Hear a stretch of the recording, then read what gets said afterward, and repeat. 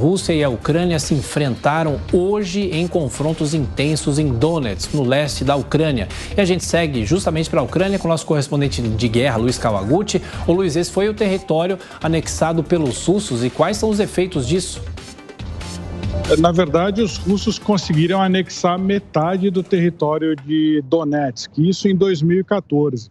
E estão acontecendo lutas muito intensas nessa região, principalmente depois que os ucranianos conseguiram libertar regiões do Nordeste, na região de Kharkiv, e no Sul, na região de Kherson. Então, tanto ucranianos quanto russos movimentaram as suas tropas e as enviaram exatamente para essa região leste do país, a região de Donetsk. Ela é uma das áreas mais ricas do país, mais industrializadas, mais ricas em recursos minerais. Então, houve diversos bombardeios hoje, principalmente nas vilas ao redor da cidade de Bakhmut. Bakhmut é hoje o principal foco da batalha. Não que seja uma cidade que tenha uma grande importância política, ela é uma cidade de mineração de carvão, uma cidade pequena, só que ela fica exatamente no meio da rodovia que leva da região de Luhansk. Luhansk é o extremo leste da Ucrânia e leva da região as tropas russas, poderia levar as tropas russas da região do extremo leste para o norte de Donetsk, que também está toda essa região mais oriental da Ucrânia, que a gente chama de Donbass, mas que está sendo contestada. Metade dela é da Rússia e metade é da Ucrânia. Então, os bombardeios estão sendo muito intensos e o número de vidas aí que estão sendo perdidas a gente não consegue calcular ainda, nem russos nem ucranianos deram estimativas. Eu tive na região de Bakhmut na semana passada e a situação está muito complicada. O bombardeio é constante, você já nem consegue mais distinguir o som de uma granada de outra que é detonada, porque acaba virando um zumbido constante. Em paralelo, a gente teve ataques à região de Melitopol. Melitopol fica bem no meio do território que foi anexado pela Rússia a partir de 24 de fevereiro.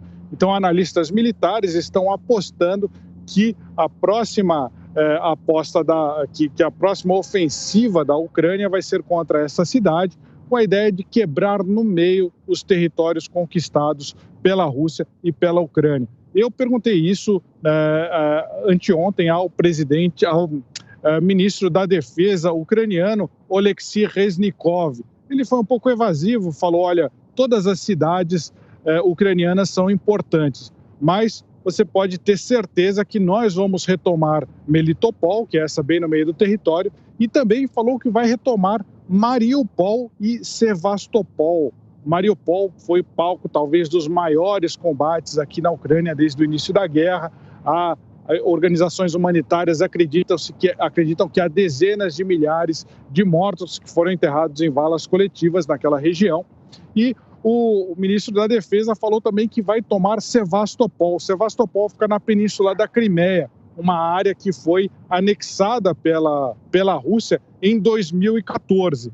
Então, o que isso quer dizer? Quer dizer que não há grandes perspectivas de paz, porque a gente sabe que a Rússia nunca vai abrir mão da Crimeia, nunca vai abrir mão de Sevastopol. Sevastopol tem um porto muito importante, onde fica sediada a frota do Mar Negro da Rússia. É um dos únicos portos quentes de grandes proporções que a Rússia tem. Portos quentes são portos que não congelam no inverno. Então, no Mar Negro, Sevastopol é o mais importante. A Ucrânia está dizendo que vai reconquistar Sevastopol e a Rússia nunca vai deixar isso acontecer. Então, a perspectiva de paz nesse contexto está muito longe, está muito difícil. Pois é, a disputa pelos territórios e a dificuldade de se fazer uma contabilidade em relação às vítimas dessa guerra. O Luiz Kawaguchi, microfone Jovem Pan na Ucrânia, volta na programação. Até já, Luiz.